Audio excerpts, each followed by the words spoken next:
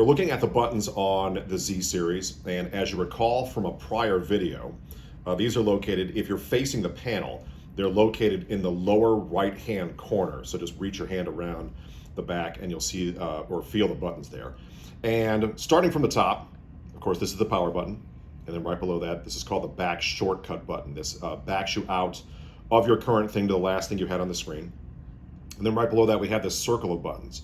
The one that's in the middle is the button for the quick menu. And we also have a video that talks about that. And then the up-down buttons are brightness up and brightness down. And then left-right is volume down to the left and volume up to the right. And those are the buttons on the Z Series.